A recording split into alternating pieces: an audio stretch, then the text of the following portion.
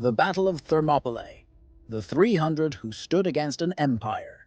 Courage, sacrifice, and defiance against impossible odds. In the summer of 480 BCE, as the sun rose over the mountains of Greece, two armies faced each other on a narrow strip of land called Thermopylae. The Hot Gates. On one side stood the vast forces of the Persian Empire, numbering in the hundreds of thousands. On the other, a tiny band of warriors. 300 Spartans, joined by a few thousand Greek allies, prepared to make their final stand. This is the story of that stand, of bravery in the face of death, and of a moment that became legend. The Persian king, Xerxes, had come to conquer Greece. He ruled over the largest empire the world had ever seen, stretching from India to the Aegean. His father, Darius, had been defeated at the Battle of Marathon a decade earlier. Now Xerxes marched with vengeance. His army was said to number over 2 million men, though modern historians believe it was closer to 200,000.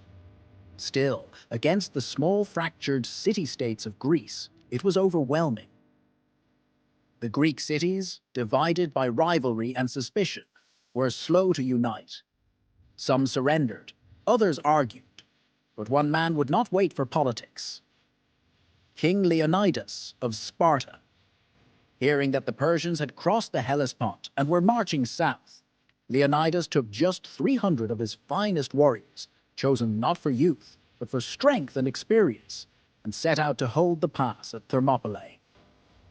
Thermopylae was more than a battlefield. It was a natural choke point. Mountains on one side, the sea on the other. Here the Persian numbers would count for less. It was the perfect place for a last stand. Leonidas was not alone. Allied forces from Thespiae, Thebes, and other cities joined him. Perhaps 7,000 men in total. Together they built a wall, reinforced the pass, and prepared for what would come. The Persian scouts returned to Xerxes with news. A tiny force blocked the road. The king laughed. He sent a message to Leonidas. "Lay down your arms." Leonidas replied with 2 words. "Molon la." Come and take them. For 2 days, the Greeks held the line. Persian archers darkened the sky with arrows, but the Spartans raised their shields and stood firm. The elite Persian immortals attacked, expecting an easy victory. But they were repelled again and again. The narrow pass made it impossible to flank the Greeks. Discipline, training, and armor gave the defenders a sharp edge. The Spartans fought in a phalanx, shoulder to shoulder, shields locked, spears bristling. When one warrior fell, another stepped forward. Their bronze armor glinted in the sun. Their red cloaks fluttered behind them. They fought not with rage, but with calm purpose, and always, at the front, was Leonidas. The Persian dead began to pile up. Xerxes watched from his throne, furious.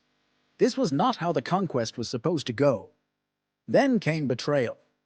A Greek named Ephialtes approached the Persians with a secret. He told them of a hidden path through the mountains, a goat trail that would allow the Persians to outflank the defenders. That night, Xerxes sent his best troops along the trail. By dawn, the Greeks were surrounded. Leonidas knew the end had come. He ordered most of the allied forces to retreat. Only the Spartans, the Thespians, and a few others remained. Around 1,500 men, to delay the Persians and cover the withdrawal. The final day was brutal.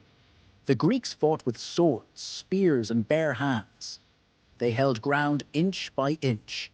They knew they would not survive, but they chose to fight anyway, to buy time, to send a message.